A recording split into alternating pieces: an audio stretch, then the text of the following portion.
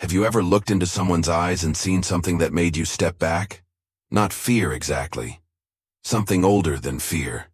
Something that burned quiet and patient, like embers waiting beneath cold ash. Tonight, I need to tell you about a woman they forgot. A woman the plantation ledgers listed simply as Old Bess, field hand, diminished value. 63 years old in a world where enslaved people rarely saw 40. Her back curved from decades of cotton rows. Her hands twisted from arthritis that screamed every cold morning. The overseer had already suggested selling her to a smaller farm, maybe for $10, maybe for nothing at all.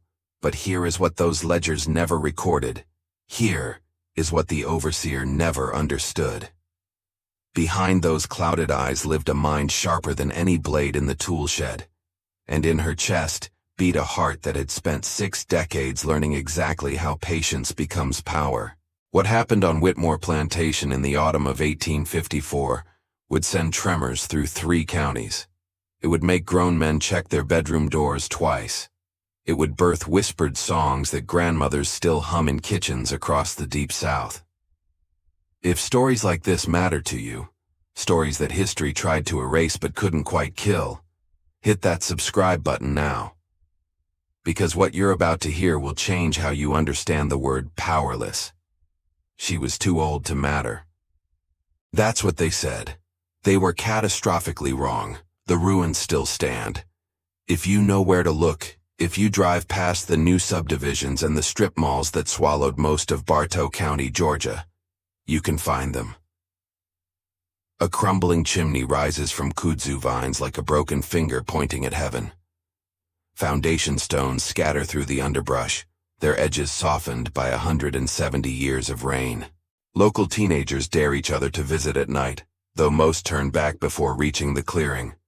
They say the air feels wrong there, heavy, watchful. In 1854, this land held Whitmore Plantation, 1,800 acres of cotton, indigo, and human misery, stretching from the Etowah River to the foothills of the Blue Ridge Mountains.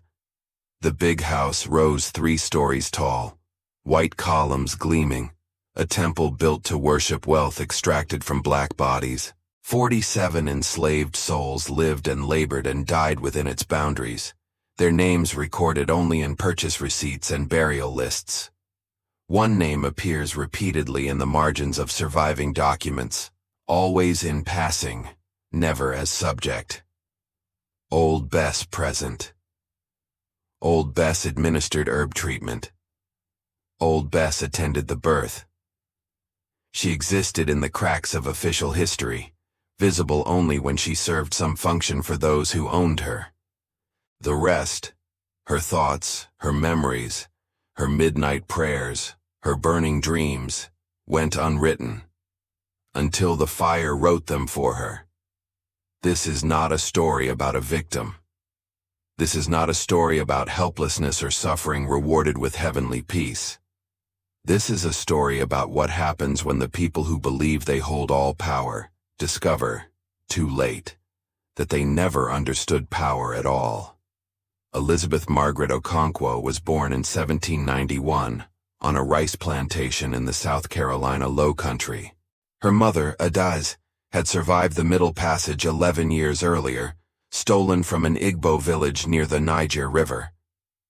Adaze spoke little of the crossing, that silence was common among survivors, but she gave her daughter a name. A secret name, never spoken within wide earshot.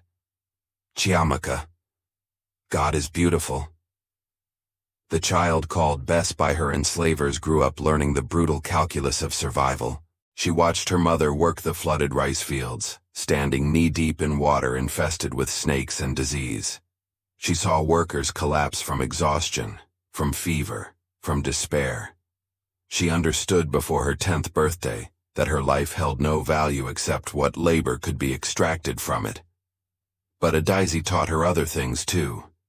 Things whispered in the dark of their cabin, in the Igbo language that felt like water after a long drought. She taught her daughter which plants healed and which plants killed. She taught her the old stories, The ones about Anansi the spider who outsmarted creatures 10 times his size. She taught her that patience was the weapon of the wise, and that fire purified whatever it touched. Bess was sold 3 times before her 20th birthday. The first sale came when her original enslaver died, and his estate was divided. She went for $300 to a cotton farmer in central Georgia. The second sale happened 5 years later, after she broke the hand of an overseer who tried to assault her. That injury cost her. She was whipped until the skin of her back hung in ribbons, then sold cheap to a trader who didn't ask questions. The third sale brought her to Whitmore Plantation in 1819, where she would spend the next 35 years of her life. If you're following this story because you believe the hidden truths of history deserve witness, leave a comment saying, "Never stop seeking truth." I need to know that these untold lives matter to you as much as they matter to me. Whitmore Plantation operated like a kingdom with its own laws, its own economy, its own gods. At its center sat the Big House, a Georgian manor with 12 rooms, hand-painted wallpaper imported from France, and a wine cellar that stayed cool even in August. Clement Whitmore III had inherited the property from his father, who had inherited it from his father, 3 generations of accumulated wealth and accumulated cruelty. Surrounding the Big House spread the lesser buildings of empire.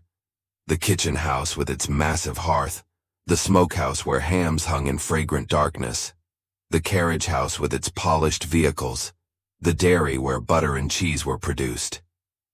Beyond these lay the slave quarters, a double row of one-room cabins, each housing between 4 and 8 people, their wooden walls thin enough to hear everything, thick enough to muffle screams. The cotton fields began where the quarters ended and stretched to the horizon. 1,500 acres planted each spring, cultivated through the burning summer, picked until fingers bled in the autumn harvest. The work bell rang at 4 in the morning. It rang again at 9 in the evening. The hours between belonged to Clement Whitmore and his overseer, a man named Jonas Creech, whose reputation for brutality preceded him like a sickness. Creech had come to Whitmore Plantation in 1845, recommended by a neighboring planter who called him effective. This was the language of slavery, euphemism piled upon euphemism to disguise atrocity. Effective meant he extracted more labor through more violence. Effective meant the whip sang daily. Effective meant he had broken something inside himself long ago and now took pleasure in breaking others. He was a lean man, Creech, with the sunburned neck of poor white farmers and the cold eyes of someone who had learned to see black people as something less than human. He carried a cowhide whip coiled at his belt and a pistol holstered at his hip. His boots were always polished. His orders were always absolute. And his particular cruelty was innovation. He enjoyed inventing new punishments, new humiliations, new ways to remind the enslaved that their bodies belonged to someone else. The sound of Whitmore Plantation in those years was the sound of suffering organized into profit, the thud of cotton bales dropping onto wagons, the crack of the whip across bent backs, the singing that rose from the fields, songs that seemed mournful to white ears but carried messages, warnings, codes, the crying of children separated from mothers sold away, the silence that fell when Creech rode past, heavy as a held breath. Into this world Bess had arrived 35 years earlier, just another human being reduced to property. But she had not remained just another anything. Through luck, through skill, through a calculating intelligence she kept carefully hidden, she had carved out a position of crucial usefulness. She became the healer. It began with small things. A poultice for a burn that healed without scarring. A tea that eased the bloody coughs that swept through the quarters each winter. A salve that soothed the raw meat of whipped backs. Word spread through the whisper networks that connected every plantation in the county. Old Bess from Whitmore knew things. Old Bess could help. By 1840, her reputation had grown large enough that Clement Whitmore II, the father of the current master, had formalized her role. She was removed from field work and given responsibility for the health of his human property. This was not kindness. This was economics. A dead slave produced nothing. A sick slave produced less than their food cost. Bess represented an investment in keeping the machinery of the plantation functioning. She learned to move between worlds. She attended births in the cramped quarters, coaxing babies into a world that would own them. She attended births in the big house too, guiding the master's wife through her deliveries with the same steady hands, the same calm voice, though the medicines she prepared for white women came in finer bottles, and the sheets beneath them were Egyptian cotton instead of rough burlap. She saw everything. The affairs, the debts, the fears whispered in delirium. She knew which drawer held the morphine, which cabinet stored the arsenic meant for rats, which moments made white folk most vulnerable, and she remembered. Every cruelty she witnessed, every name and date and detail, she stored in the vast architecture of her memory. Her mother had taught her this too. "They think we are cattle," a daisy had said. "Cattle forget. We remember." By 1854, Bess had become something unprecedented on Whitmore Plantation. Necessary. Not beloved, never that, but necessary in a way that afforded her slim protections. Clement Whitmore III, who had inherited the plantation 3 years earlier upon his father's death, was a sickly man prone to headaches and stomach complaints. He had grown dependent on Bess's remedies, her calming teas, her steady presence. His wife, Margaret, had nearly died delivering their second child, and trusted no one else to prepare her monthly tonics. Even Creech, who despised any enslaved person possessing skill, grudgingly acknowledged that old Bess served a function, but necessity is not safety. And in the autumn of 1854, the precarious balance Bess had maintained for 3 decades was about to shatter. The trouble began, as trouble often did, with desire. Clement Whitmore III had married well, but not happily. Margaret Whitmore came from a prominent Savannah family, bringing with her a substantial dowry, refined manners, and a complete indifference to her husband's existence. They shared a house but not a bed, had produced children but not affection, maintained appearances while nurturing private contempts. Clement was 38 years old that autumn, soft in body and restless in spirit. He had never worked the land his family owned, never felt soil beneath his fingernails or sweat honest on his brow. He managed the plantation from his study, reviewing ledgers, dispatching orders, occasionally riding out to inspect the fields as though conducting a military review. The actual work of running Whitmore fell to Creech, who understood cotton and cruelty in equal measure. What Clement wanted was meaning, or what he understood as meaning. Some feeling that his life amounted to more than inherited wealth slowly depleted by bad investments, and a wife who looked through him. He wanted to be seen, to be acknowledged, to be worshipped as the lord of his small domain. And then, one October morning, he saw Bess. He had seen her 1,000 times before, of course. She was a fixture, part of the landscape, no more notable than the furniture. But this morning was different. This morning, as she prepared his headache draft in the kitchen house, a shaft of autumn light fell through the window and caught her face. And Clement Whitmore saw something that stopped his breath. She was looking at the fire. Just looking, stirring the herbs in her small pot, her face illuminated by the dancing flames. And in her eyes, those eyes he had never truly looked into before, he saw something that terrified and fascinated him. He saw complete, absolute absence of fear. He saw a soul that had never been broken, only bent. He saw fire answering fire. He told himself it was curiosity. He told himself he wanted to understand what made this old woman different, what kept that spark alive when so many others had let theirs die. He began finding reasons to be near her. He requested his medicines be delivered to his study instead of left in the kitchen. He asked questions about the herbs she used, the techniques she had learned. He watched her hands as she worked, strong despite their age, precise despite their scars. Bess understood what was happening before Clement did. She had seen this pattern before. The restless master, the sudden interest, the demand that would eventually come. She had survived such attention in her youth, had the scars to prove it. But she was 63 years old now, her hair gray, her body bent. She had thought herself safe from this particular danger. She was wrong. The relationship that developed between Clement Whitmore and the woman he called Bess defied every category the antebellum South had constructed. He did not assault her, not physically, not directly. What he did was perhaps worse, in its own way. He demanded her presence, her conversation, her attention.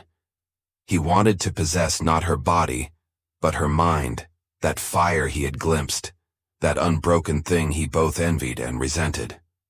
She was summoned to his study 3-4 times a week.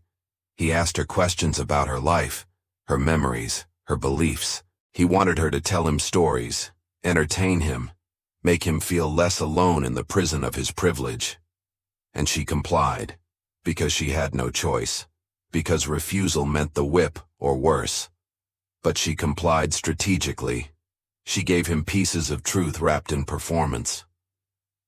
She played the role of wise old servant, the faithful mammy figure he wanted to see, while keeping her true self locked in a vault he would never access. And she watched. She watched him drink too much brandy in the evenings. She watched him handle the financial ledgers with growing panic as cotton prices fell and debts mounted. She watched his wife's cold dismissal, his children's indifference, his overseer's barely concealed contempt. She mapped his weaknesses the way a general maps enemy terrain. "You're not like the others," he told her one evening, 3 fingers of whiskey slurring his speech. "You understand things. You see." "I see what God shows me, Master Whitmore," she replied, her voice carrying the melody of submission while her eyes remained flat, unreadable. "An old woman sees much and understands little." He laughed, pleased by her humility, never guessing it was performance. Never guessing that the old woman who refilled his glass was calculating exactly how much arsenic the kitchen stores contained, exactly how long the symptoms would take to manifest, exactly how a careful poisoning might mimic the stomach complaints he already suffered. Not yet. The time was not yet. But she was learning. She was planning. She was preparing for something even she did not fully understand. The quarters lived their own life, invisible to the white world that controlled them. After the work bell released them each night, the enslaved people of Whitmore Plantation gathered in clusters, sharing food, sharing stories, sharing the complex social bonds that made survival possible. There were hierarchies here too. House servants held higher status than field hands. Skilled workers occupied their own tier. But beneath these divisions ran a deeper unity. They were all property. They were all in danger. They all dreamed, in whatever way they could, of freedom. Bess occupied a unique position within this community. Her healing skills made her essential. Her age granted her respect. Her access to the big house made her valuable as a source of information. When fever swept through the quarters, she was the one who decided who would live and who would die. When the master's mood darkened, she was the one who warned the others to stay invisible. She had become, over 3 decades, something like a mother to the entire plantation. A matriarch whose authority required no title. But she was careful.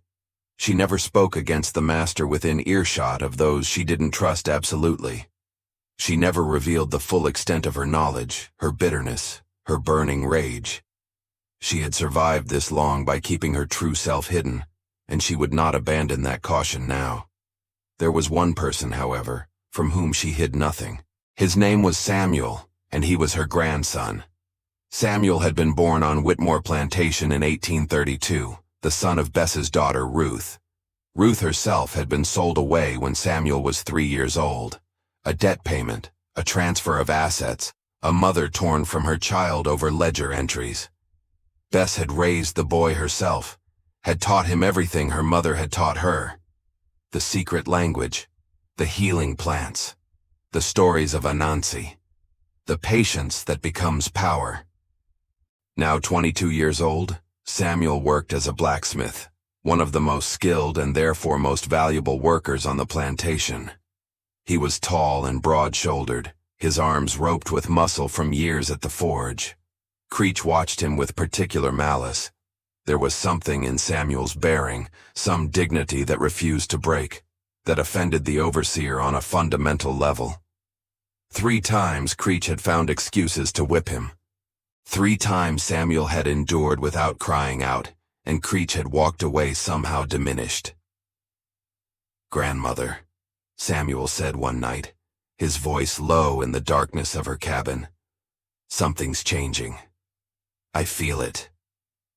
Bess looked at her grandson, at the man he had become, at the fire that burned in him as it had burned in her mother, in herself. "The master watches me," she said. "He speaks to me of things no white man should speak to a slave. What will you do?" She was silent for a long moment. The fire in her small hearth popped and settled. Outside, an owl called, hunting in the darkness. "I will wait," she said finally, "and I will watch. And when the time comes, if the time comes, I will do what must be done."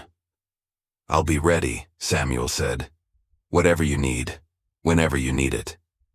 She reached out and touched his face, this child of her child, this last connection to the daughter she had lost. "Not yet," she whispered, "but soon. I feel it too. Something is coming." The autumn of 1854 grew cold early that year. Frost crept across the cotton fields before the harvest was complete, damaging the bolls still unpicked, cutting into profits that were already thin. Clement Whitmore pored over his ledgers with growing desperation, adding columns that never balanced, calculating loans he could not repay. The war between his expenses and his income had only one possible resolution, and that resolution would require selling assets. Human assets. Word spread through the quarters like fever. The master was selling. Families would be broken. Husbands would lose wives. Mothers would lose children. The fragile communities built through years of shared suffering would be shattered and scattered across the slave markets of the South. The list was posted on the 3rd Sunday of November. 12 names. 12 human beings whose labor no longer justified their feeding. Among them, Samuel Blacksmith, age 22, healthy male, estimated value $1,200. Bess read the list in the gray morning light, her face betraying nothing. Around her the quarters erupted in grief, women weeping, men standing stunned, children too young to understand clinging to parents they would soon lose. The community that had sustained her for 35 years was being dismembered, and she was expected to accept it, to bow her head, to say yes, master, as her grandson was led away in chains. Something shifted inside her. Something that had been waiting, gathering, building pressure for 63 years. The patience her mother had taught her, the careful hiding, the strategic submission, all of it suddenly felt like cowardice. Her daughter had been sold away. Her great-grandchildren, if they existed, were scattered across the South. And now Samuel, the last piece of her family she could touch, would be taken too. No. The word formed itself in her mind, solid as stone, heavy as iron. No. Not this time. Not him. Not ever again. She did not know yet what she would do, but she knew, with the certainty of fire, that she would not accept this. Could not. Would not. Whatever happened next, whatever price she paid, she would not stand by and watch them take her grandson. Creech delivered the news to Samuel personally. He seemed to enjoy it. The way the young blacksmith's jaw tightened, the way his hands clenched into fists he could not use. "You'll fetch a good price," Creech said, his voice carrying the sing-song tone of deliberate cruelty. "Strong buck like you. Maybe they'll breed you. Spread those big shoulders around." Samuel said nothing. His eyes held Creech's gaze until the overseer looked away first, uncomfortable without understanding why. That night, Bess went to the big house. Not summoned. She simply walked through the back door as she had done 1,000 times, as though she belonged there, as though her presence required no explanation. She found Clement in his study, a bottle of brandy already half empty, the ledgers spread before him like evidence of crimes he could not confess. "Bess." He looked up, surprised but not displeased. "I didn't send for you." "No, sir," she said, her voice steady. "I came to ask a mercy." He leaned back in his chair, studying her. That fire was there, in her eyes, the thing he had become obsessed with. Tonight it seemed brighter, hotter, more dangerous. "A mercy," he repeated.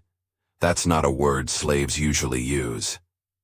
"My grandson is on the selling list," she said. "Samuel, the blacksmith. I know who Samuel is." Clement's voice carried an edge now. "He's worth $1,200, maybe more if I can find a buyer who needs a smithy." "I'm asking you not to sell him." The silence that followed was absolute. Bess had never asked for anything. In 35 years on Whitmore Plantation, through births and deaths and every variety of suffering, she had never once made a request that prioritized her own needs. She had been the perfect servant, the invisible helper, the presence that expected nothing and therefore received nothing. Until now. "You're asking," Clement said slowly, "for me to lose $1,200, because you want to keep your grandson near." "Yes, sir." "And what will you give me in return?" The question hung in the air between them, its meaning clear, its answer impossible. Bess felt something cold move through her chest. Not fear exactly, but the recognition of a door opening onto darkness. "Whatever you want," she said, "if you let Samuel stay." Clement Whitmore smiled. It was not a kind smile. It was the smile of a man who believed he had finally found a way to possess the thing he wanted, the fire he had glimpsed, the unbroken spirit that had haunted his imagination. "We'll discuss terms," he said. "Tomorrow night. Come to my study after the household sleeps." "Yes, sir." She left the big house walking steadily, showing nothing. But inside, the fire was building, fed by something new, not just grief or rage, but a cold, clear purpose. Clement Whitmore believed he was manipulating her. He believed his power was absolute, his control complete. He had no idea that he had just given her exactly what she needed. Access. If you're still watching, if this story has gripped you the way it gripped me when I first learned of it, I need you to do something. Leave a comment that says, "Never give up the fight." I need to know that there are people out there who understand why these stories matter, why the resistance of ordinary people against impossible odds is worth remembering.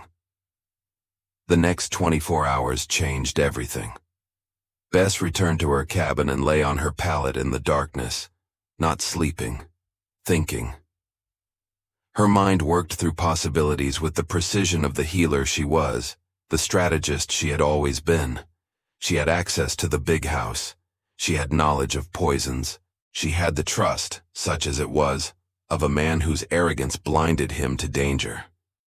And she had something else, something she had cultivated for 35 years, without fully understanding its purpose. She had allies. The next morning, she moved through the quarters with purpose.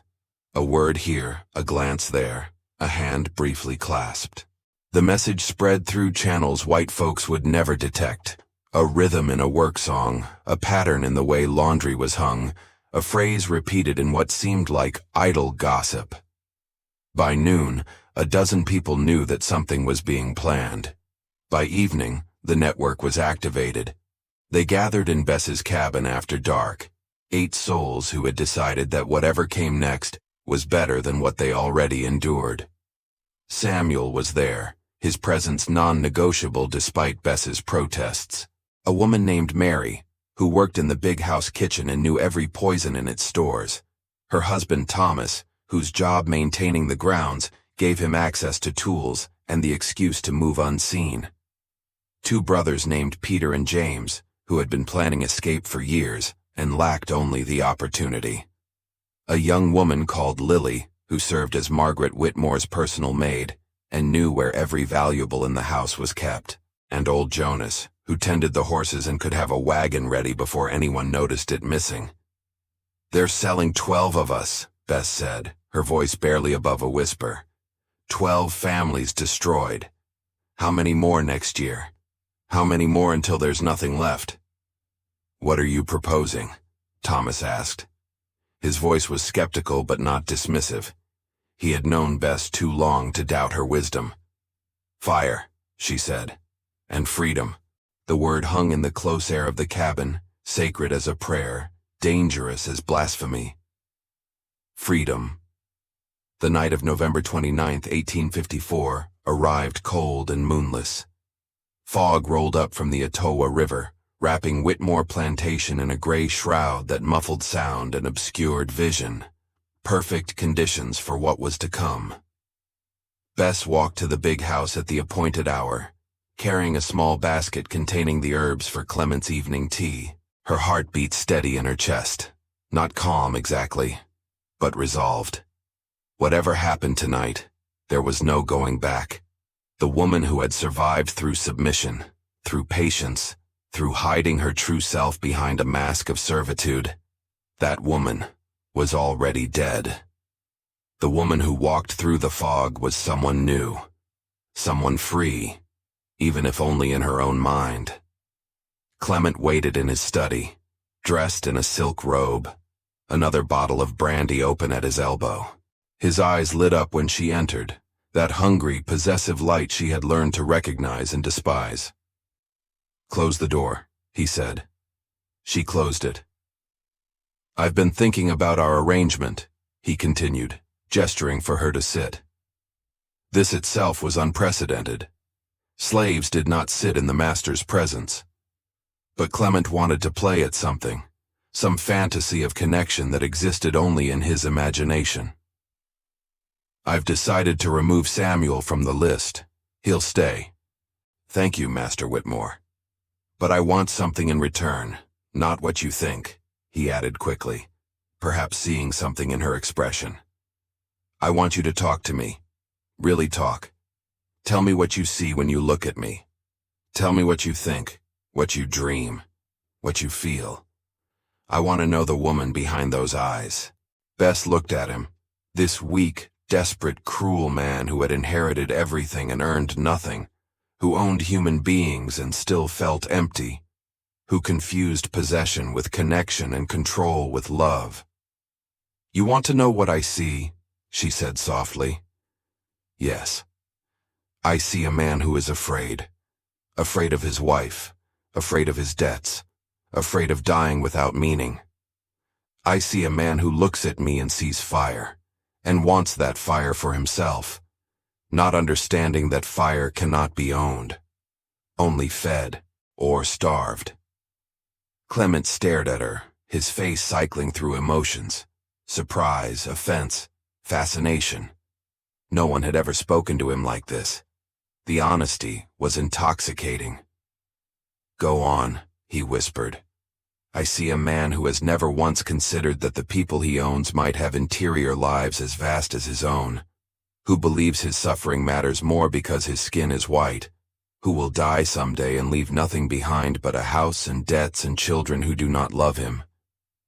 She reached into her basket and withdrew a small bottle. "I brought something for your headache, a new preparation, stronger than before." He took the bottle without hesitation, without suspicion. Why would he suspect? She was old Bess, the faithful servant, the healer who had tended his family for decades. He uncorked the bottle and drank deeply.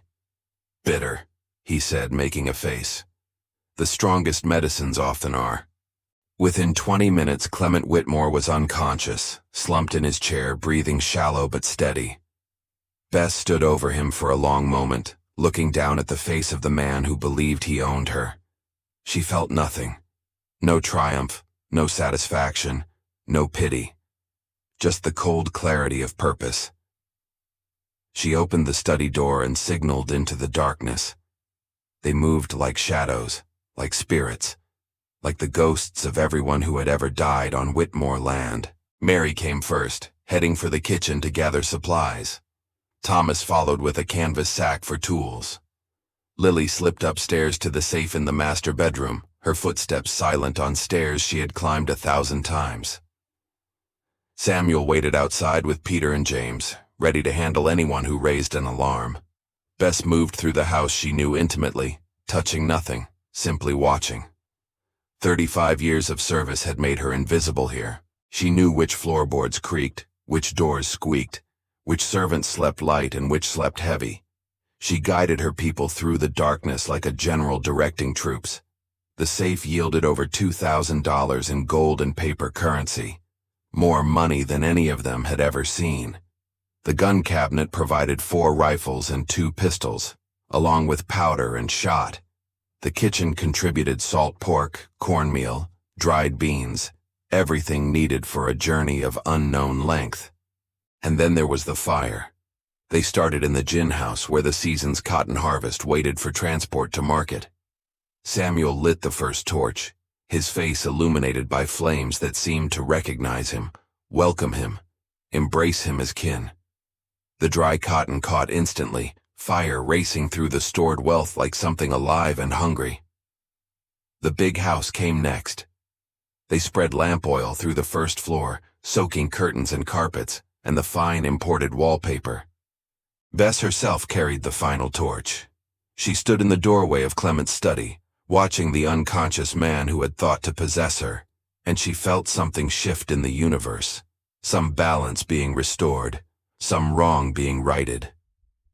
"Burn," she whispered, and dropped the flame. 12 people fled Whitmore Plantation that night, including the 8 conspirators and 4 others who had been on the selling list. Old Jonas drove the wagon, loaded with supplies and the weaker members of the group. The rest walked alongside, moving fast through fog that seemed to part before them, to guide them, to hide them from pursuit. Behind them, Whitmore Plantation burned. The flames rose so high they could be seen from 3 counties away, an orange glow against the black November sky. The big house collapsed in on itself within 2 hours, its white columns crumbling like the pretensions they had always represented. The gin house burned for days, cotton smoke drifting across the countryside like a funeral shroud. Clement Whitmore died in the fire. Whether from the laudanum or the flames, no one would ever know for certain. His wife and children, sleeping in the upper floors, were rescued by the few enslaved people who had not fled. Pulled from windows, carried across lawns, saved despite everything because mercy was something the oppressed understood better than their oppressors. The fugitives traveled north for 19 days, following routes passed down through whisper networks, guided by conductors on the Underground Railroad, who asked no questions and left no records. They crossed into free territory on December 18, 1854, somewhere in southern Ohio. Bess walked the final mile on legs that screamed with exhaustion, her body pushed far beyond what 63 years should endure. But she walked. She walked free. The aftermath of the Whitmore fire sent shockwaves through Georgia and beyond.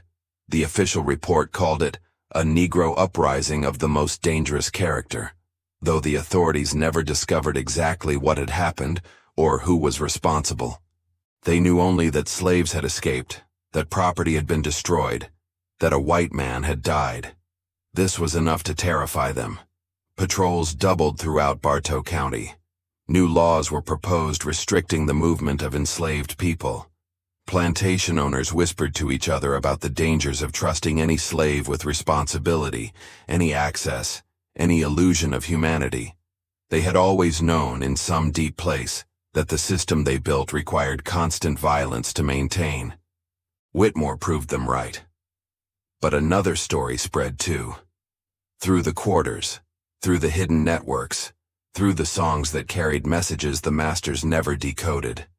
The story of Old Bess, who had been too old to matter, too worn to threaten, too broken to fight, who had waited 63 years for her moment, who had burned the house of bondage and walked into freedom with flames at her back. The story changed in the telling, as stories do. Some versions said she had killed a dozen white men with her own hands. Some said she had called down fire from heaven like a prophet of old. Some said she had simply disappeared into smoke, becoming one with the element that had been her weapon and her salvation. The truth was simpler and more powerful. She had refused. She had planned. She had acted.